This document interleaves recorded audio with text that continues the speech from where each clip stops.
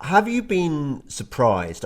I'm guessing no, but it surprised me just how few media figures on our side of the argument have rushed to your cause. Quite a few people have been really sort of standing up for this authoritarian response, and also, It's been yeah, interesting. Quite a lot of lefties who 6 months ago would have regarded Al Johnson as a semi-fascist buffoon are now defending his government.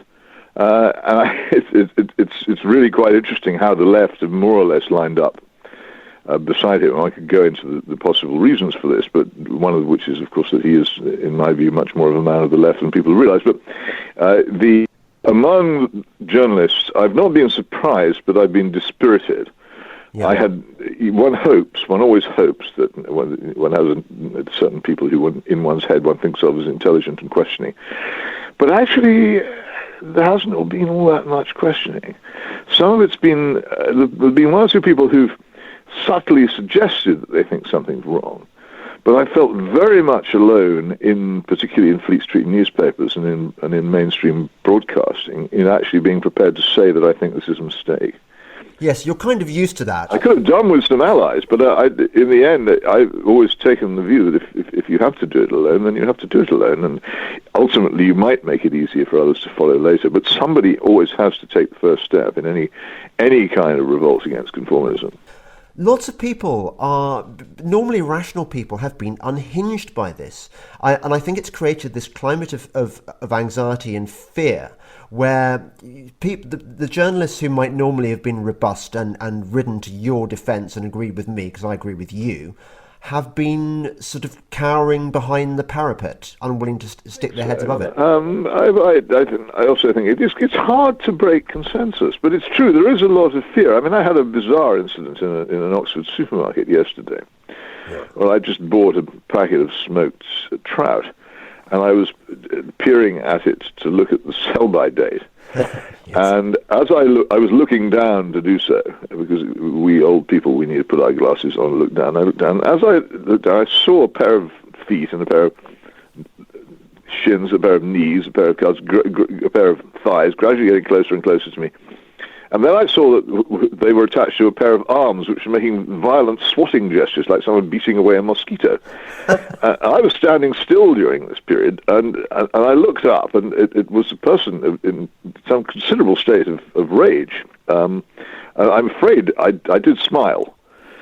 And she more or less shouted at me, "Don't you realize it's a government instruction that you should keep?" And I thought, well, yes, I do. And indeed, on an earlier visit to another supermarket, I'd actually gone in there like Zorro with a scarf wrapped around my face, not for my own, not out of my own belief, because I thought it might comfort other people to see me doing it.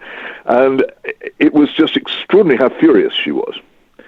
One can only sympathise, because these people have been told incessantly that a terrible death is stalking the land, which they can either catch themselves or may pass on to somebody else. I do find it very, very hard to crack in discussion this fear, but by pointing out that actually the statistics and the facts don't really back it up. But there it is. It's once you unleash fear. I think when everybody remembers, though I have noticed no one has referred to it during the past fortnight. Franklin D. Roosevelt's remark during the beginning of his presidency that we have nothing to fear but fear itself, because actually no one says it, because currently I think fear is a tool of the government. Yes. Do you remember in the good old days, Peter, before this pandemic, we used to occasionally have discussions about what it would be like, what it would have been like if Britain had been occupied by the Nazis, who would have collaborated and who would have resisted. And actually what I've learned from this experience is that there would have been an awful lot of collaborators, a lot of snitches. The problem, once you start following a bad policy, and once you've made a mistake, if you're a normal human being, the last thing you're going to do is to admit that it's a mistake. What you're going to do is double down on it. Yes. So it could be worse, and what really scares me is the possibility that we could come to the point where the new powers could be used to say, well, you, Peter Hitchens, are not allowed to write this anymore because you're spreading alarm and despondency and undermining the government's fight against disease. So I would say rule nothing out. And once you've started to use the weapon of state authority to try and control the spread of a disease, there really isn't any limit on what you might do. I just think people should think much more carefully about it and be so much more willing to listen to criticism and dissent. What I found, I'm used to being abused. It kind of passes me by, though it is dispiriting, and you do sometimes just want to go and take a walk in the woods afterwards, which of course you can't do now. But I'm not complaining about the penalties of speaking out on your own on the subject. But what is dispiriting is that people actually turn to this method of abuse and accusation and misrepresentation rather than saying, "Oh, do you really not agree with this? Can you give me any evidence?" No, instead people like Dom Jolly just use four-letter words, and the ridiculous John Sweeney shouts at me on the internet, and all kinds of other people join in with this sort of thing. And it isn't civilized or adult to deal with dissent in this way. If I'm so wrong, it should be very easy to establish it. A free society is a confident society which is quite prepared to listen to criticism. And if I'm prepared to make it, after all, if I'm wrong, it is going to damage me terribly, isn't it? I can't. That corner's already been turned. I'm just looking back at what I wrote on the 14th of March. And I said, yes, you're right. We've gone quite mad. I know many people are thinking this, but dare not say so. And I then predicted I'll be accused of all kinds of terrible things for taking this view. But that's another aspect of how crazy things are. Yes, coronavirus poses a risk. No, our response to it is not intelligent or useful. And I actually said that that the moment might come when I would not be able to travel freely around the country. I said, no doubt, it will soon become impossible under some frantic emergency powers regime to make this point. I'll be accused of giving aid and comfort to the virus and spreading alarm and despondency. But before the roadblocks go up and you need a pass to go to work, I thought I'd say it anyway. I'd seen it coming. Yeah. And it was obvious that this is what the government were favouring. And when Al Johnson went on the television on Monday, when I heard he was going on, my heart sank because I thought something of this kind was coming. It's what they reach for. This man. I mean, someday or other there will be a reckoning here. This man likes to think of himself as a new Churchill. He writes biographies of Churchill. I think he has fantasies about being a new leader, and yet Churchill, I think, was completely wedded to English liberty and indeed to English history. He knew that the history of this country was a history of liberty. I think he would have been appalled if one, and this is one of his good characteristics, and the things that were wrong with Churchill, who can doubt it, one of his good characteristics, he would have been appalled at the idea of people being kept in their homes by the police. In terms of this government, I think that generally they're just small men who, faced with a frightening situation, were far too easily persuaded by, how shall I put it, forceful experts to follow a particular course. Yeah. And I think some of them may have felt that they might look good as a result. They might look as if they were the savior of the country. I don't know, but I think basically it's because we're governed by teenagers. Yes, as I was talking to you, a friend of mine's texted me. You know, Aidan Hartley writes. Yes, Aidan was actually at Balliol with Boris when I was in another college, and he writes to me. It's very sad. He says, James, Africa is tanking.